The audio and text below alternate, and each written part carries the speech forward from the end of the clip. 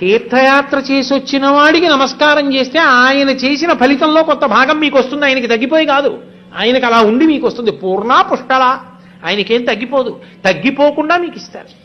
అందుకే పూర్వం ఒక నియమం ఉండేది, ప్రసాదం పంచిపెట్టమనేవారు. ఎందుకో తెలుసా? నోట్లో వేసుకుంటారని కాదు. ప్రసాదాలు పంచిపెట్టమంటే నిజానికి కార్యాలయాల్లో పంచిపెట్టమని కాదు. ఓడు వద్దనేవాడు, ఓడు పుచ్చుకునేవాడు, చెప్పులు వేసుకున్నవాడు, బూట్లు వేసుకున్నవాడు ప్రసాదం పుచ్చుకుంటే పంచిన వాడిది పాపం. అది ఈశ్వరానుగ్రహం. ఎలా పుచ్చుకోవాలో అలా పుచ్చుకోవాలి, ఎక్కడివ్వాలో అక్కడివ్వాలి, అంతేకాని ప్రసాదాన్ని ఎక్కడ పడితే అక్కడ పట్టుకెళ్ళి ఇవ్వకూడదు.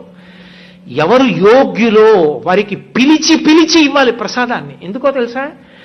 నీకు ఆయన ఉపకారము చేసి ఉన్నాడు, ఆయనకి నువ్వు మళ్ళీ తిరిగి ఉపకారం జరగాలని కోరుకుంటున్నావు కాబట్టి, భగవంతుడు ఆయన్ని అనుగ్రహించాలని నువ్వు కోరుకుంటున్నావు కాబట్టి ప్రసాదం ఆయనకు అందించాలి.